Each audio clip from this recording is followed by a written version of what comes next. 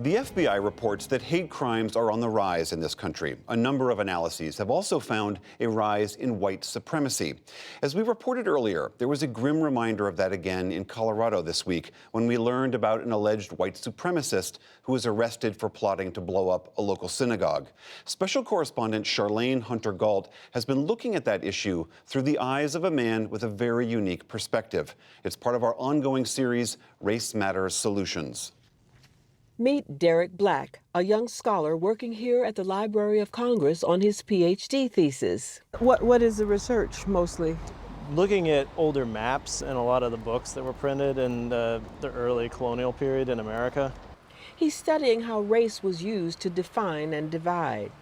Oh, you mean this is at the very beginning? Yeah. The very beginning is the 1500s, the 1600s. Derek Black's journey to this moment was maybe more unusual than most in his field. He traced its beginnings back to his youth when he was brought up in a household led by his father, a dedicated white nationalist who at one time had been a grand wizard of the Ku Klux Klan and who still maintains a website dedicated to his white nationalist views.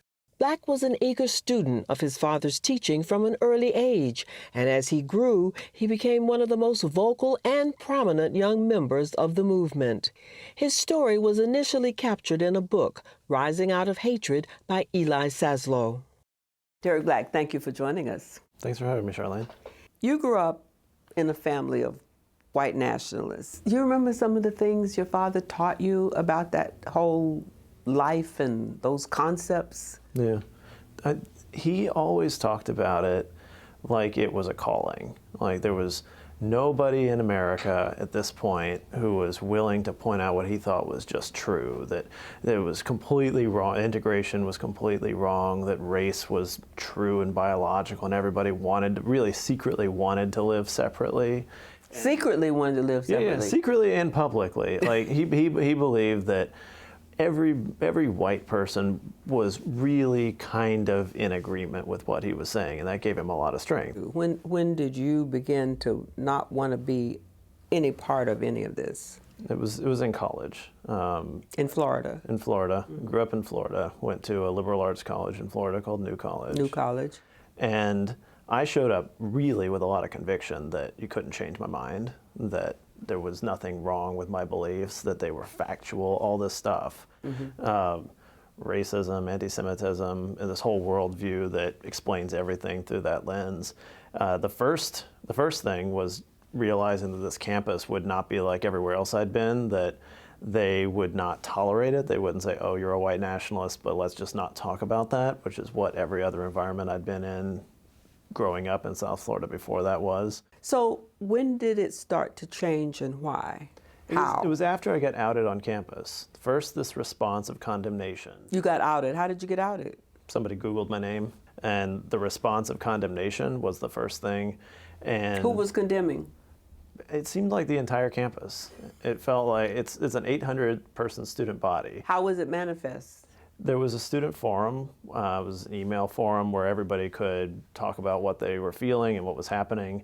And so I could sit there and just read post after post on this 1,000-page message talking about how I was not welcomed here, how I didn't represent them, how they couldn't understand how I could be a part of this place that they were trying to build. How did that make you feel? It was a lot more unsettling, I think, than I thought it would be. And so seeing people who I respected saying that what I was espousing was hurting them, was hurting their lives, like that was a different kind of feeling from every other condemnation I'd ever had. In the months that followed, a Jewish friend invited Black to weekly Shabbat dinners, and Black accepted, ready for confrontation. It never came. He never accused you of being an anti-Semite? He didn't. I think it was definitely intentional. I've talked to him about it a lot since then, that first dinner and the ones afterwards. He thought it was going to be counterproductive to try to have a big debate. Like he asked other people who were at the dinner to just don't bring it up because he's at a Shabbat dinner and his ideology is anti-Semitism. They knew. That alone, yeah, he thought that alone will be kind of a challenge to me. So after what, 2 years or more? Yeah, it was about 2 years. Then there was one person in particular who I met at those dinners who we started having these lengthy, quiet, in good faith conversations that started out with me asking, where's the misunderstanding, right? That was my first question. And slowly realizing that it's not a misunderstanding. This is an assault on their personhood. There's a lot of speculation these days about why there seems to be a growing population of white nationalists, white supremacists, and the argument is that they are fearful of becoming a minority in a country where black and brown people are becoming the majority, say over the next 30, 40 years. Is there anything to that as far as you can see? Yeah, I think. Is it fear? Yeah, I think that fear is the leading driver of people joining the white nationalist movement. It's this idea that they're threatened, that they are losing something, that they're being attacked. It's all this stuff that's, for the record, not real. And it's what keeps them bound up in that world where they can't look out and see that the threat is not real, that they are not in danger, that the world is fine.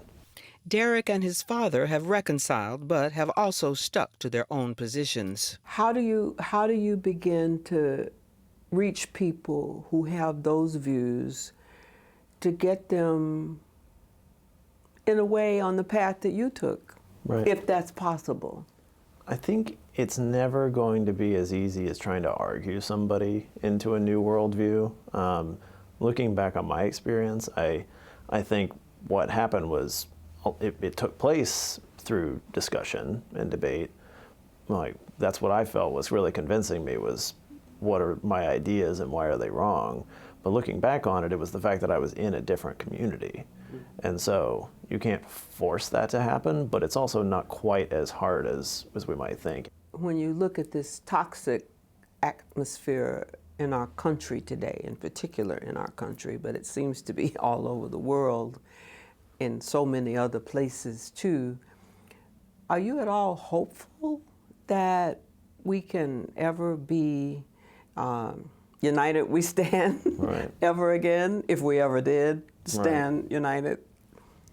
I mean, I find it difficult to move forward and be engaged without having some sort of hope, because I think that you can see hope in every individual person who comes to a new understanding or thinks about things or changes. And so that's always my advice to other people who are at a loss for what should we do, is just start with one person that you have a connection with, and that's the most important and powerful thing you can possibly do.